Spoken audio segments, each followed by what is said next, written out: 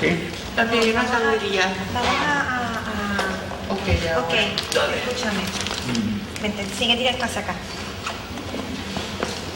De frente, vamos. Vas a tocar una tablería. Síguelo, síguelo.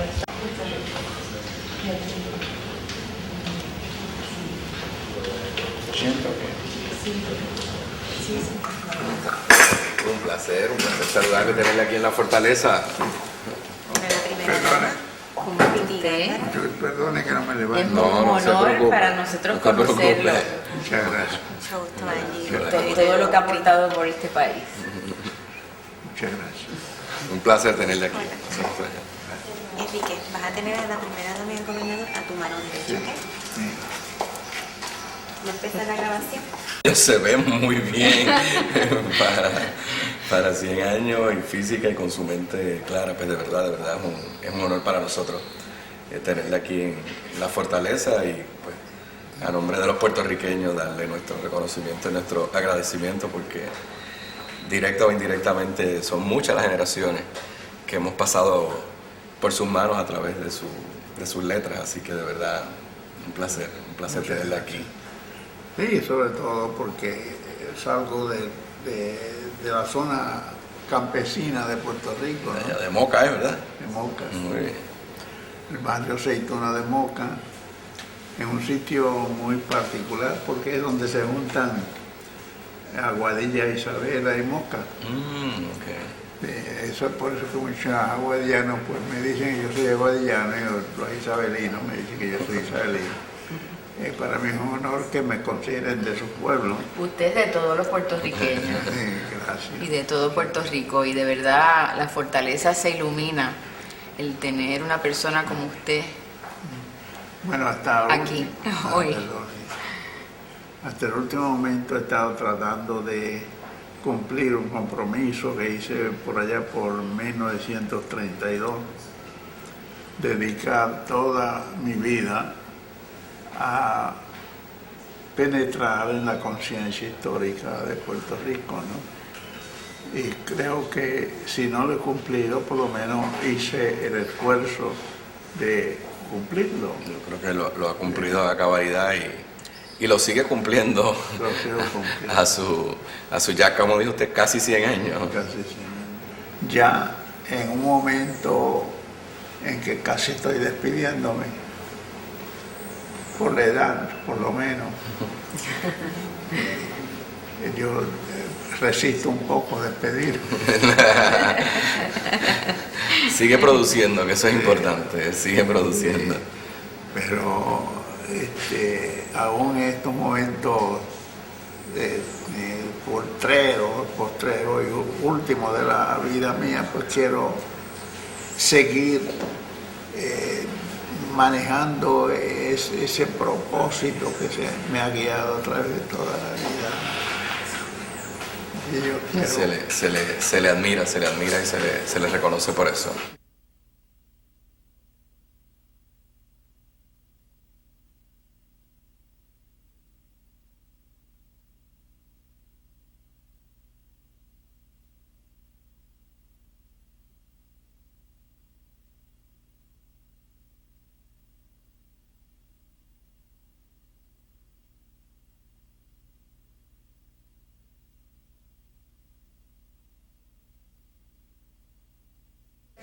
Don Enrique,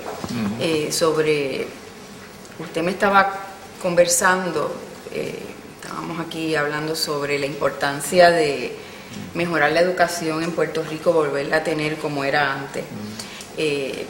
Hay un proyecto que para mí es sumamente importante, que yo creo que va a ayudar a empezar a trabajar y mejorar la educación, pero desde que los niños nacen.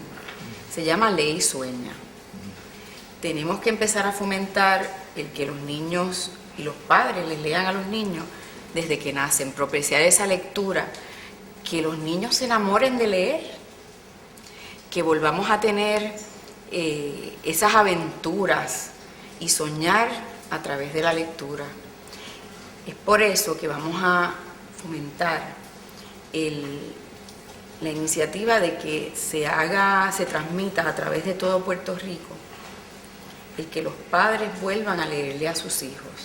de que saquen un rato todos los días, que compartan con sus hijos, que les lean y que no solo los niños sea una experiencia maravillosa, sino que también para ese padre, en estas épocas que necesitamos que los padres vuelvan a compartir un ratito con sus hijos, tengan un ratito de calidad de vida y sueñen a través de la lectura con sus hijos también, donde compartimos aventura, donde conocemos nuestra historia. A través de su libro La Llamarada podemos vivir la época, transportarnos a la época de esa historia, de esos personajes, de cómo se vivía, de qué pasó en esa época, que pasaron nuestros trabajadores y nuestros obreros de la caña. Y eso es lo que queremos, que los niños y los jóvenes revivan y puedan aprender de su historia y de Puerto Rico y el amor a la patria, el amor a los valores, volver a rescatar esa unión familiar, dándole la mano a la familia a través de la lectura. Bueno, yo siempre he creído que parte de la obra clásica de Puerto Rico debería comenzarse a conocer desde la escuela, los grados intermedios por lo menos, con adaptaciones, ¿no? Pero por otro lado, me parece que la obra integral tal como fue escrita no debe preterirse y sí utilizarse con fines del mejor conocimiento de nuestro país, ¿no? Nosotros tenemos la obligación perentoria de conocer nuestro país. Yo siento profundamente que la mayor parte de las personas no conocen a Puerto Rico en la conciencia expresiva suya, ¿no?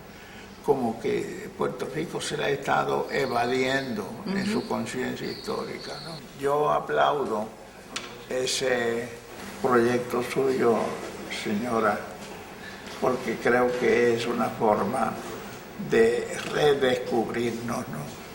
Y Estoy de acuerdo. Sí, nosotros estamos en ese plan de redescubrir nuestro país, que es donde nosotros hacemos nuestra vida. Y digo hacemos nuestra vida porque somos cada uno de nosotros responsables de la vida que llevamos.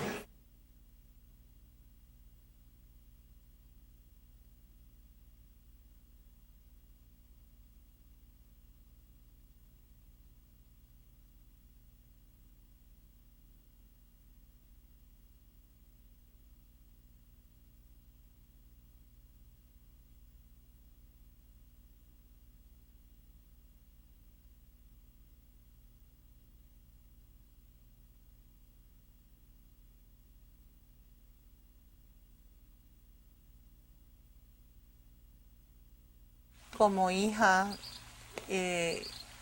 viendo el sentido de Enrique Laguerre, ¿verdad? Que es tan público, es una persona que todo el mundo ama, quiere y tiene tanta trascendencia en nuestro país, pero como hija me siento sumamente orgullosa de él, no solamente porque él es un escritor de gran renombre, sino porque es un padre que siempre ha estado a mi lado.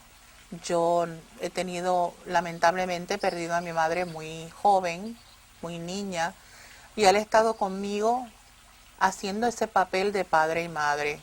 No tengo hermanos tampoco, o sea que él ha estado todo el tiempo junto a mí, tratando de que ese camino pues sea lo menos terrible posible, ¿no? En términos de estar tú sin una madre en momentos en que tanto se necesita.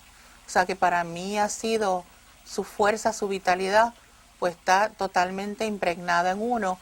En términos, por ejemplo, como lo he tenido que compartir, vamos a decir, con otras personas, y a veces uno desde pequeño, uno se ponía un poquito celosita en términos de ese compartir en ese aspecto, pero me he dado cuenta a través de los años, pues que tiene que ser así.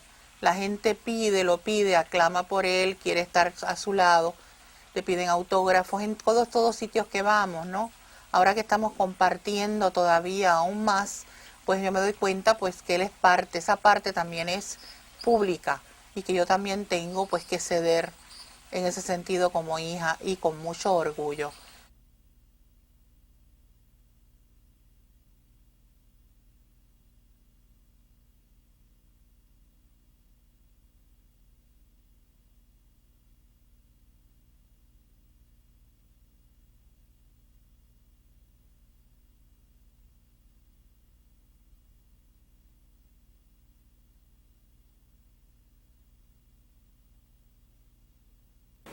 Al celebrar el centenario de don Enrique Laguerre, tenemos que hablar de verdaderamente su participación en la cultura nacional. Enrique Laguerre ha estado ligado conmigo desde hace más de 50 años, primero en la Universidad de Puerto Rico y más tarde cuando en el 1955 se creó el Instituto de Cultura Puertorriqueña. Laguerre fue uno de los fundadores del instituto y todavía sigue siendo miembro de su junta directiva. También Enrique Laguerre estuvo conmigo cuando en el 1976 creamos el Centro de Estudios Avanzados de Puerto Rico y el Caribe. O sea que la obra de él en el campo cultural es verdaderamente grandiosa para Puerto Rico, pero aún Enrique Laguerre es siempre conocido como el gran escritor puertorriqueño por sus novelas que dan una visión histórica de Puerto Rico. Es interesante que Laguerre, por lo menos, es el único novelista que yo conozco que ha hecho una serie de novelas donde él va presentando diferentes épocas de Puerto Rico, episodios, verdaderamente son episodios nacionales. Y leyendo, los jóvenes, leyendo la obra de Enrique, pueden captar situaciones históricas que hoy día se desconocen. Por ejemplo, en La Llamarada, Enrique Laguerre nos habla qué eran los líderes de los obreros, los líderes del cultivo de la caña, nos habla de cosas que han desaparecido como el duelo entre los campesinos, duelos por causas de honor, la situación de la caña de azúcar, la importancia que tenía, el valor y la fuerza que tenían los dueños absentistas que dominaban a Puerto Rico. O sea, igual que en la obra de él sobre el tema del café, también nos habla de esa montaña nuestra del cultivo del café, y así a través de su obra el puertorriqueño va conociendo aspectos de la misma que ya han desaparecido. De manera que esta es la razón por la cual el pueblo de Puerto Rico le tiene que estar agradecido a Enrique Laguerre por su obra literaria y por su obra cívica y educativa. Enrique fue verdaderamente, yo diría, el pionero en la defensa aquí de la ecología. Los artículos de Enrique Laguerre, que entonces eran muy criticados hasta por el propio gobierno para la defensa de las costas de Puerto Rico, para que no se siguieran haciendo murallas de cemento para tapar la vista del mar. Todo eso está en la obra de Enrique Laguerre desde los años 50 en adelante. Y esta es la razón por la cual, una vez más, el Centro de Estudios Avanzados de Puerto Rico y el Caribe rinde homenaje a Enrique publicando sus 15 novelas en 3 volúmenes que vamos a tener especial empeño en que llegue a los intelectuales, a las bibliotecas de las instituciones culturales de Hispanoamérica, de nuestra América, y también a Estados Unidos y Europa, para que se conozca mejor la gran obra literaria de Enrique Laguerre.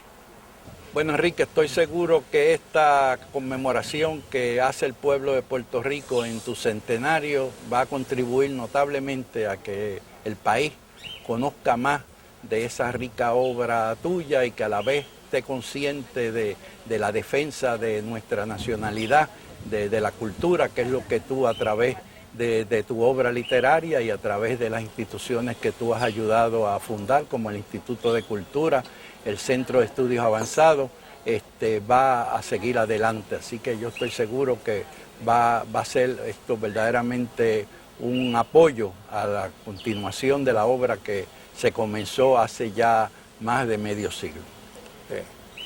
Yo agradezco mucho esas palabras tuyas, porque en realidad no veo yo mi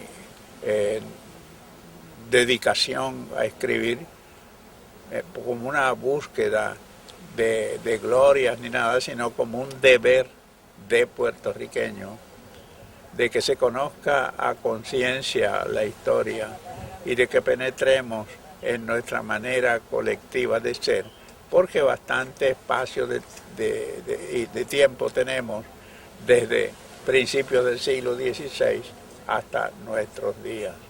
Y eso es lo que el país te reconoce, Enrique, y te rinde homenaje en tu centenario por esa obra tuya, a través de tus escritos y de tu vida en la defensa no solamente de la puertorriqueñidad, sino también de la naturaleza de Puerto Rico, ya que tú eres un pionero en la defensa de la ecología en el país. Sí. Así que muchas felicidades en Gracias. esa celebración. Sí, y hay que recordar que la patria es presencia geográfica y es también solidaridad histórica, ¿no?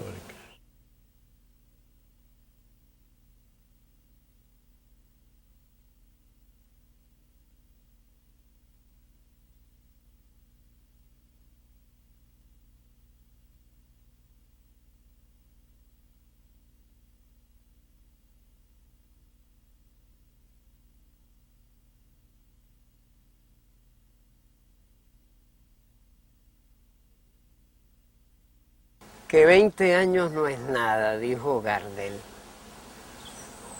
Pero 100 años son mucho, sobre todo cuando están tan bien aprovechados como por don Enrique Laguerre, que ha pensado, sentido, apalabrado, analizado esta patria que le ha contribuido sustancialmente a ser. Feliz cumpleaños, don Enrique. Muchos más. ¿Cómo está? Dígame, ¿cómo usted le hace? Deme la receta. Si usted cada día está mejor. Sí. Yo lo oí en aquella conferencia de lengua, Eh, sociedad y comunicación. Sí, Y usted me salvó la noche. sí. Me De salvó verdad la noche porque allí lo que usted dijo era como para esculpirlo en granito, de ese bien prieto, que- sí, para que durara para siempre. gracias. Porque, y sin un apunte, Sí, la memoria, y no solo la memoria, sino el análisis de la memoria histórica, sí, yo después de eso me di 3 copas de vino una tras otra, sí. para bajar. ¿Sabes de cuándo me acuerdo de tu trabajo? Cuando estaba haciendo los trabajos para la sala de Bellas Artes. Estaba haciendo aquellos trabajos ¿cómo era? De Silvia Rezán. De Silvia Resach, Sí. sí, las letras de Silvia Sí. Resach.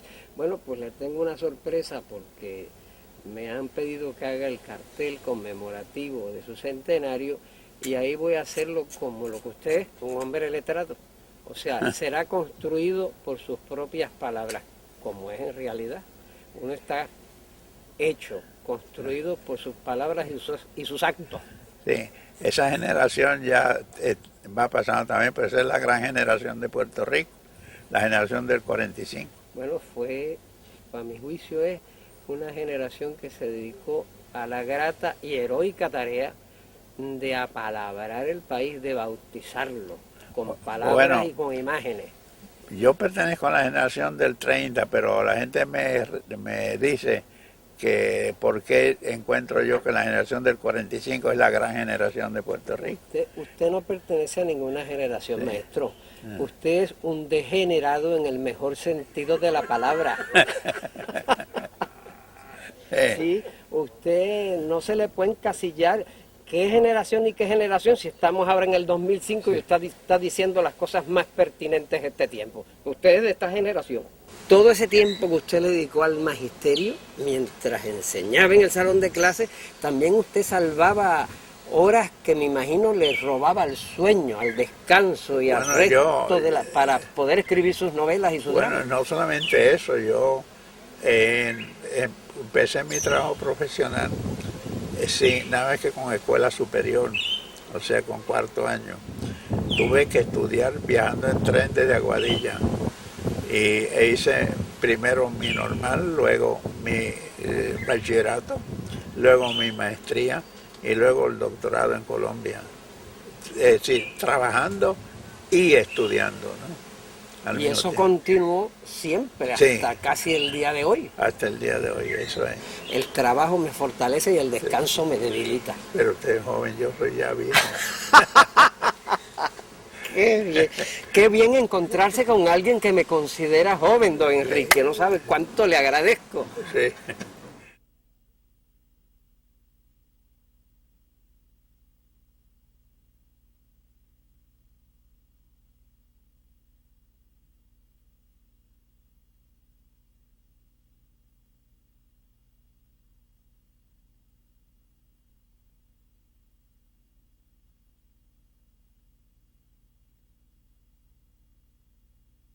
Haber conocido a Enrique nos ha ofrecido la oportunidad de compartir la historia íntima de Puerto Rico, escrita a través de las páginas de sus libros. El ser amigo de Enrique ha sido una experiencia verdaderamente enriquecedora y que ha tenido mucho que ver en la formación nuestra como puertorriqueños conscientes de nuestra historia, como profesionales en el mundo de la edición, y tener la oportunidad de conocer esa historia íntima que nos ha llevado por las carreteras de Puerto Rico, conociendo las centrales azucareras a través de las páginas de la Llamarada, transcurrir con Dolorito en la Resaca, el tener la oportunidad de poder ver Solar Montoya y la adaptación que después se ha hecho de estas obras, también nos brinda la ocasión de tener un Enrique vanguardista que ha respaldado el fomento del teatro puertorriqueño a través de la adaptación de sus obras y del quehacer literario puertorriqueño.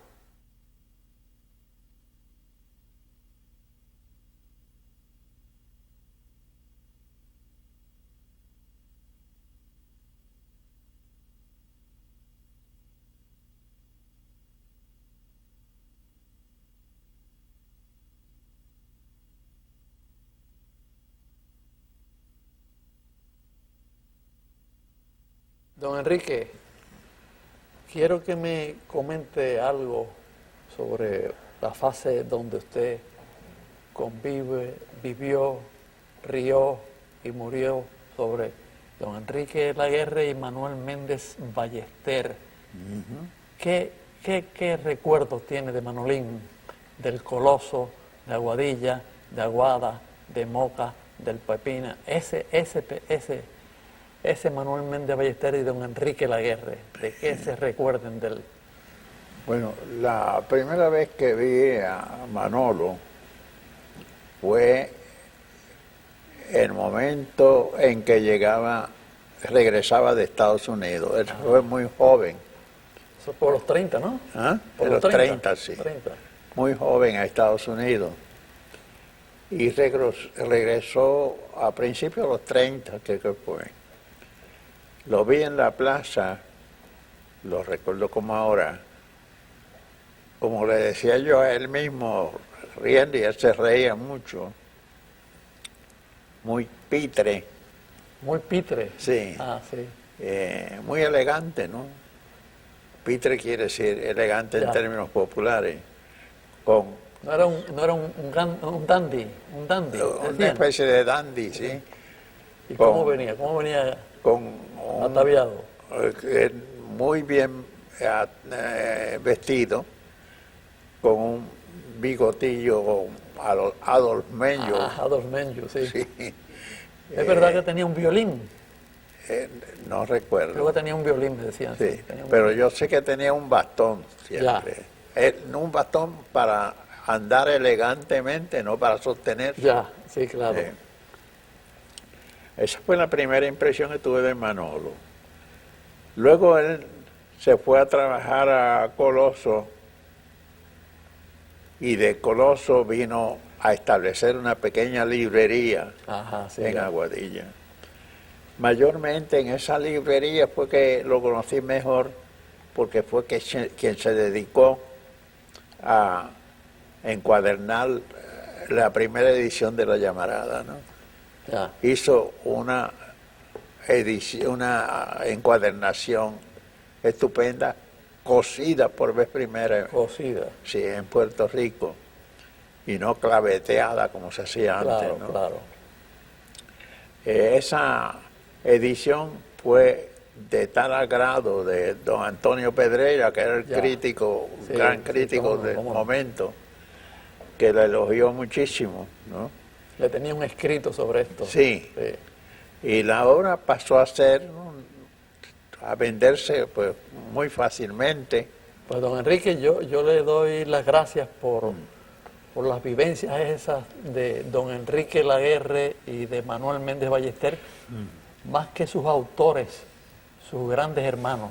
Sí, eso De es una así. gran experiencia de toda su vida, donde según él nos decía, hemos llorado y hemos reído juntos desde muchachos, Sí. desde que tocaba el violín y Sí. venía desde Nueva York. Pues muchas gracias, don Sí, Enrique, por cómo no. cantado. Sí, bueno.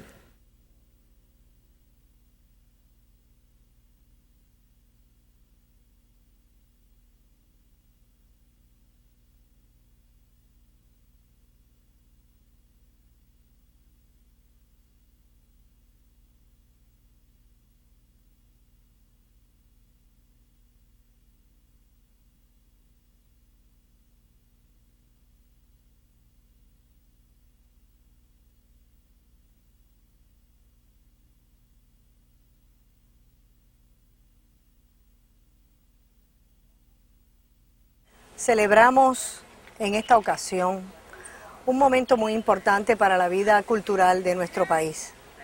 Se trata del centenario de uno de nuestros escritores más significativos, don Enrique Laguerre, que cumplirá próximamente 100 años de una vida completa, de una vida creativa. Y me han pedido que hable de don Enrique como animador cultural. Me parece que una fecha que va muy a la mano de este centenario es otro centenario, el de una pintura que de alguna manera está vinculada íntimamente con la obra literaria, con la novela de Enrique Laguerre.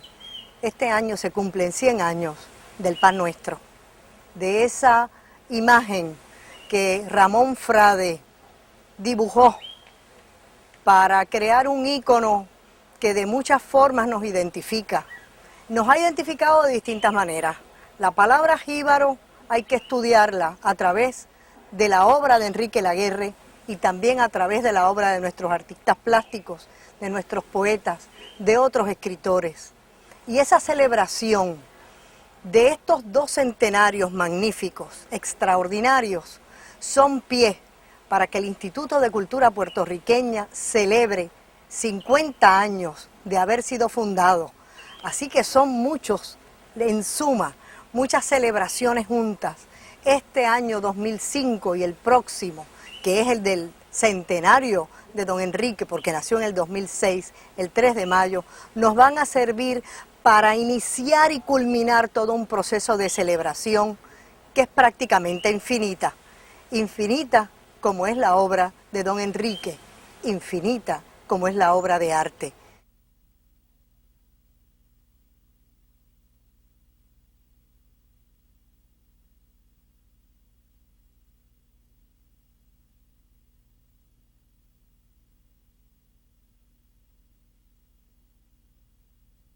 Estamos aquí reunidos hoy para rendirle homenaje a alguien que verdaderamente lo merece, el doctor Enrique Laguerre, novelista y escritor puertorriqueño de larga inspiración.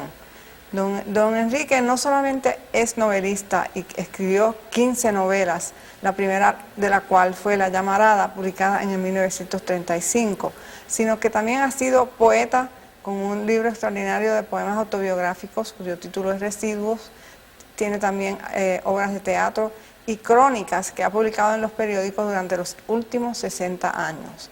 Yo diría que don Enrique, dándole la mano a Manuel Seno Gandía, es hoy la figura cimera de la literatura puertorriqueña. Él encarna en su obra lo que Puerto Rico fue desde comienzos del siglo XX hasta el presente. Su obra cubre el siglo completo, tal como lo hizo la obra de Manuel Seno Gandía. Por eso creo que siendo Cieno Gandía en el siglo XIX el mayor novelista que tuvimos en la isla, don Enrique toma su lugar y es hoy en día la figura cimera de nuestras letras.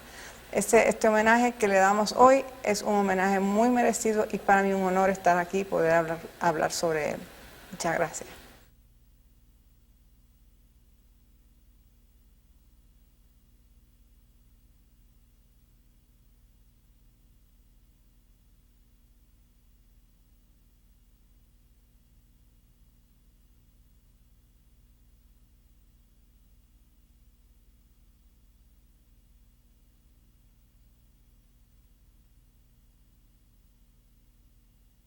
Sabe que la dramatización que hizo Ramos, la dramatización que hizo Ramos para mí fue extraordinaria, ¿no? Sí lo fue. Te lo digo como autor del libro. Y te voy a decir, él hizo un cambio dramático en la obra. Fue que concentró su dramatismo en Dolorito Montojo y no en Pasamonte. En Pasamonte ni en lo demás. Cuando hizo eso, hizo un héroe de Dolorito Montojo.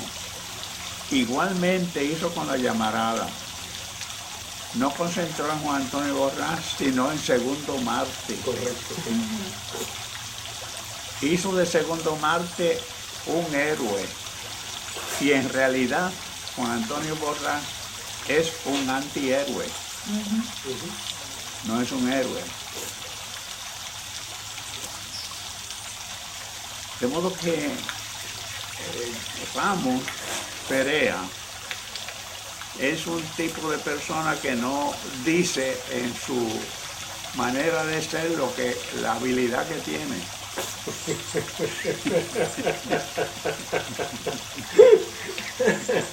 Mire que lo están grabando. No, eso no está saliendo, Tiene más habilidad para escribir que para hablar, ¿verdad? Sí, tiene mucha habilidad para escribir. Hay que reconocer que es un gran hombre de teatro. Si Ramos hubiera vivido un hombre con una tradición teatral mayor, hubiera sido una gran figura en cualquier país teatral. En Francia hubiera sido una figura de mucho relieve, Ramos. En España también. En España también. Porque tiene una habilidad extraordinaria para el manejo de personajes.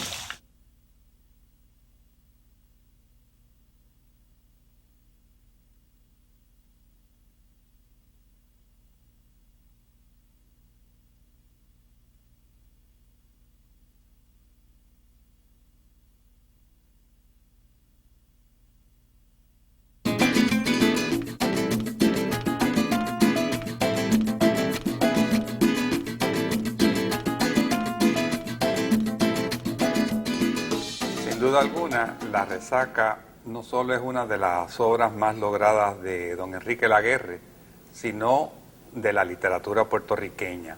Ella nos presenta un momento muy importante en la vida de Puerto Rico. Es un momento de definición política, cultural y de identidad. Es la época de los compontes, es la época en que los puertorriqueños están luchando por ser ellos. Es una época de mucho dolor, mucho sufrimiento en el plano político y en el plano personal, sobre todo de aquellos puertorriqueños que tienen la conciencia de serlo. Indudablemente don Enrique supo plasmar muy bien este momento histórico que prácticamente han pasado el tiempo y estamos ante un Puerto Rico que también lucha por ser. La Resaca es una novela de aventuras. Yo considero que es la más cervantina de todas las novelas de don Enrique porque está estructurada a base de múltiples episodios. Es una novela que del aire libre, o sea, de escenarios abiertos. No es una novela de encerronas, sino de muchas aventuras. Tenemos al Dolorito Montojo, que es pudiéramos decir, un Quijote que va llevando sus sueños de justicia a todo Puerto Rico, así como el Loco de Cervantes llevaba los ideales de justicia. Este Guativirí del Yuquiyú está llevando estos ideales. A mí me ha impresionado mucho toda esta secuencia de episodios en la excelente adaptación que le hizo nuestro gran dramaturgo Roberto Ramos Perea. Y he quedado impresionadísimo por dos cosas: cómo el dramaturgo recoge la esencia del novelista y cómo estructura toda una serie de episodios, porque la resaca se presta más para el cine que para el teatro. Sin embargo, Ramos Perea ha sabido adaptarla al teatro, y yo quisiera que él expresara la dificultad que tuvo o cómo pudo lograr esto. Pues mira, Roberto, yo comparto contigo esa visión de la resaca, y también quisiera añadir que yo creo que la resaca no es solo una de las novelas más importantes. Yo considero que la resaca es la novela más importante del siglo XX por muchas razones, indistintamente de los méritos literarios que le podamos adjudicar a otras novelas, pero es la primera novela en que creemos en un personaje como la encarnación de la redención puertorriqueña, que es el caso de Dolorito Montojo. Y la resaca tiene el maravilloso poder de ser una sucesión de aventuras cual más intensa cada una que se sucede, ¿no? Cuando yo estuve trabajando el libreto de la resaca, yo leí la novela como 20 veces para poder atrapar esa intensidad, meterme en esa mentalidad de Dolorito Montojo, y descubrí algo bien interesante y quisiera que tú lo compartieras, tu opinión sobre esto que te voy a decir. La resaca también es una novela que tiene una gran frustración, que tiene una gran impotencia, es como un grito que hay dentro del personaje de Dolorito Montojo por no poder a veces luchar lo suficiente, por no poder hacer lo suficiente por la liberación de la patria. Y al final se queda ese amargo sabor de que aún con todo lo que luchó, aún de haber vencido a Balbino Pasamonte en la última pelea de la novela, para mí la escena, ¿no? Cuando están en el río, aún viene el soldado yanqui y finalmente acaba con su vida.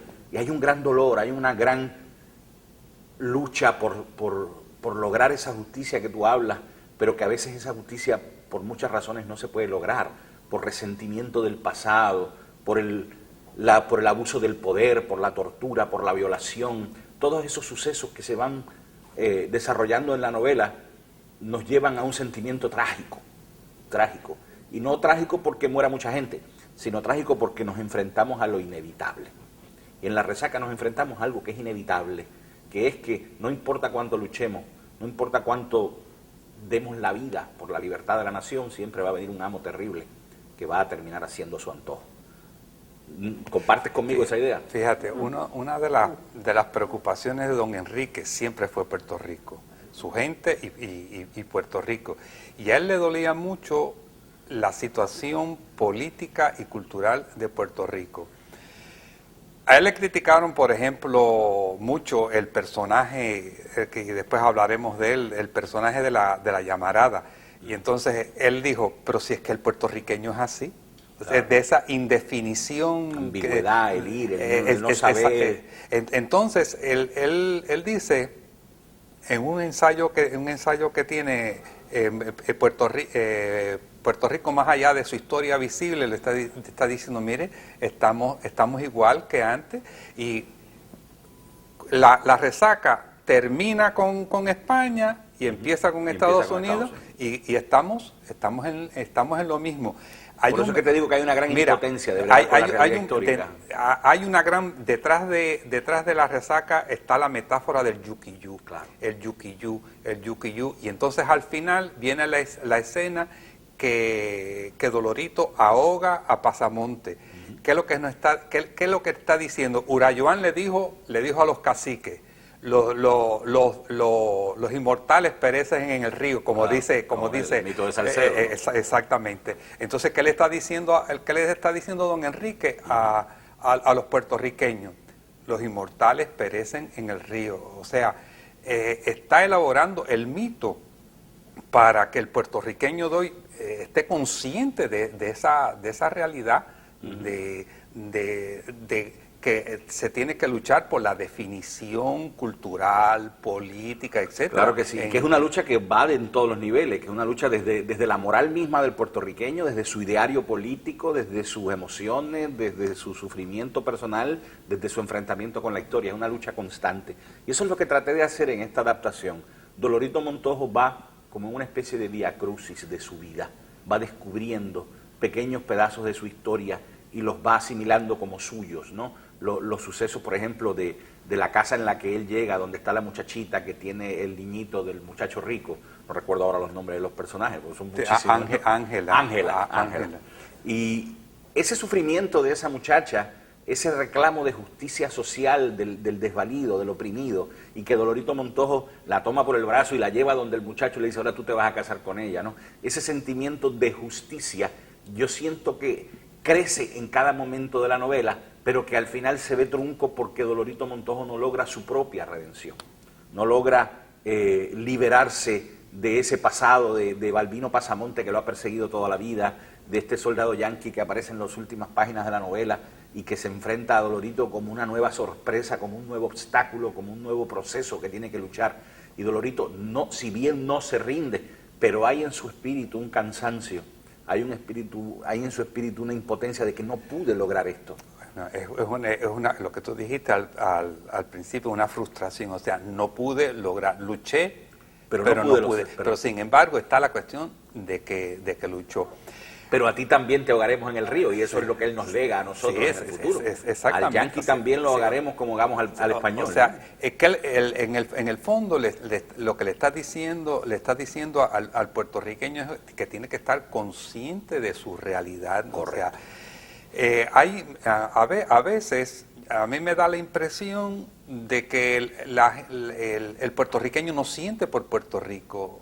Y la guerra tenía esa preocupación constante de que hay que a Puerto Rico, pues uno tiene que preocuparse, tiene que dolerle, como se dice. Tiene que sentirlo, pensarlo, sufrirlo, llorarlo, reírlo.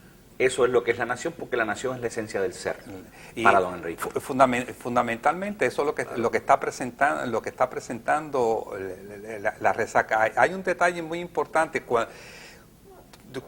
Cuando tú lees la novela, cuando vas a una tercera parte de la novela, te das cuenta de los tres mundos que hay. En tu representación teatral, los mundos divididos. O sea, tú muy bien, cuando Juan Gorrión está diciendo, aquí hay tres mundos, el mundo de la hacienda grande, aquí está los masones, los separatistas, exactamente, y nosotros, y acá abajo el pueblo, o sea, tres mundos que se están enfrentando, y entonces para que el espectador esté consciente de eso, y el lector lo viene a descubrir a medida. Chocan y se entonces uno con el otro, ¿no? ¿Qué es lo que estás diciendo? Hay una manera de pensar en puertorriqueño, que eso es una constante en la guerra. Por ejemplo, en Proa Libre sobre Mar Gruesa, eso es lo que está diciendo. Mire, ya en el siglo XVIII hay una manera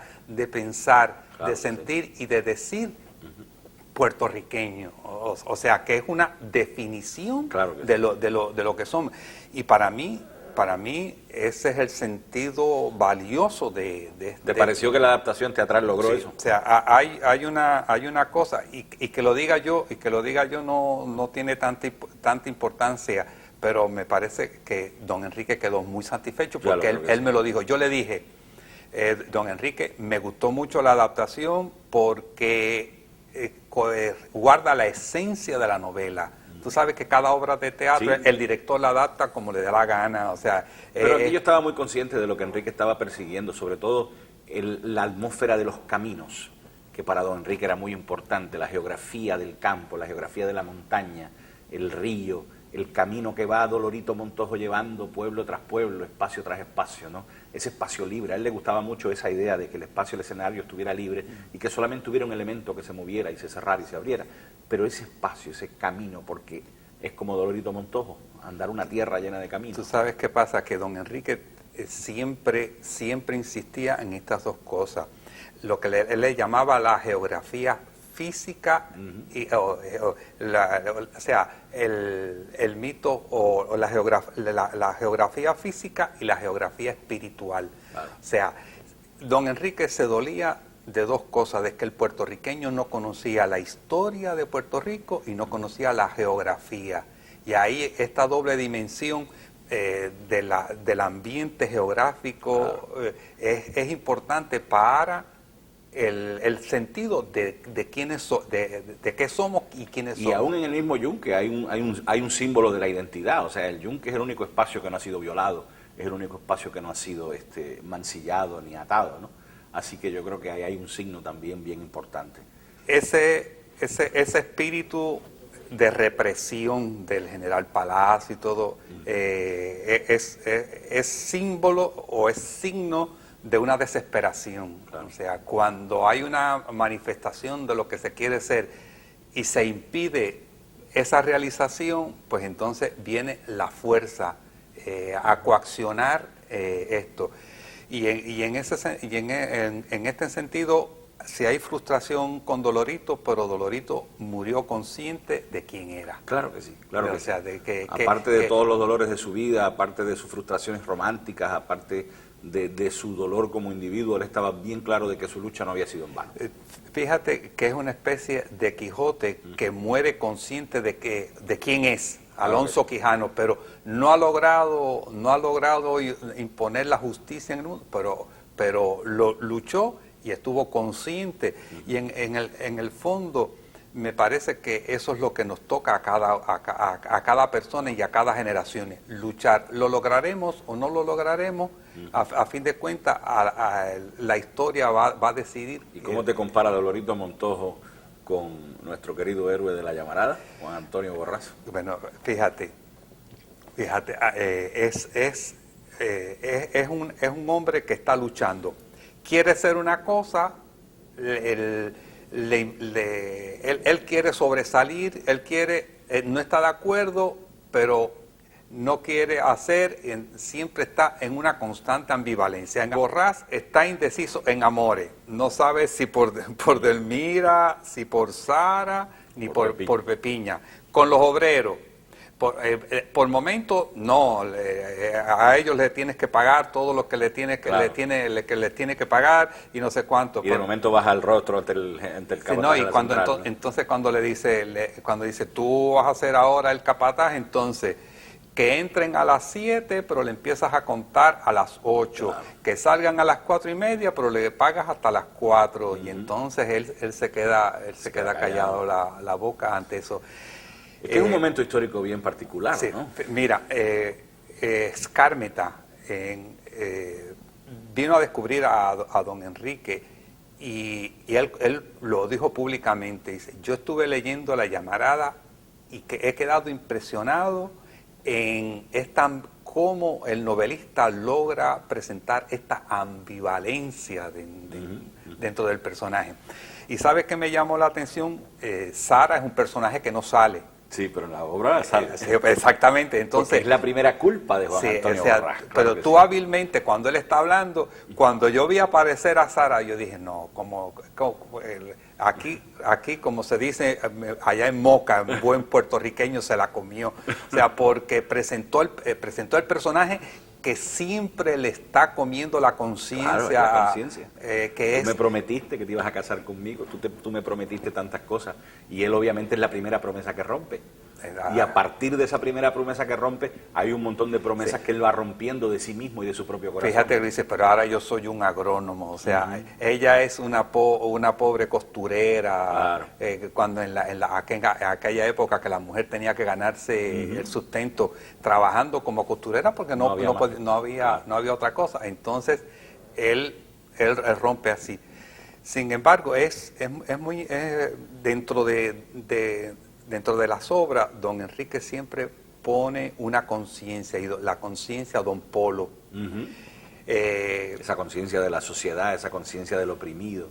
Muchas personas hablan de que don Enrique ha criticado mucho al socialismo dentro de la llamarada. Sin embargo, don Enrique lo que se fija es en los ideales del socialismo. La alianza que hicieron los socialistas con los republicanos, los obreros no la vieron muy bien, porque dijeron que el socialismo se puso del lado del capital para explotarlo. Sin embargo, don Polo es esa conciencia de lo que debe ser, y tú en la adaptación que hace destacas muy bien ese sentido de conciencia de don Polo. Yo creo que hay una distinción que Enrique hace muy claramente entre el ideal socialista y el hombre socialista. Y yo creo que esa distinción yo la tenía bastante clara a la hora de realizar la adaptación. Claro, yo desarrollé una serie de elementos que en la llamarada están implícitos, pero que había que desarrollarlos para ponerlos en escena, como el personaje de Segundo Marte.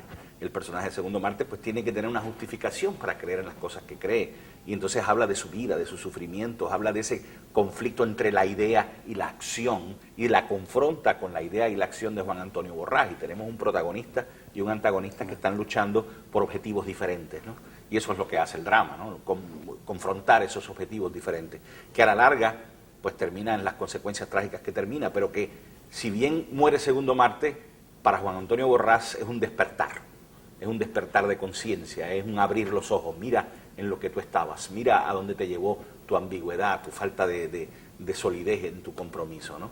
Y en ese sentido yo creo que uno de los valores que yo creo que debemos recalcar sobre la llamarada y cómo los estudiantes pueden aprovechar de la llamarada ese mensaje, esa declaración clara y precisa de Enrique Laguerre de que tenemos que luchar por las cosas que creemos.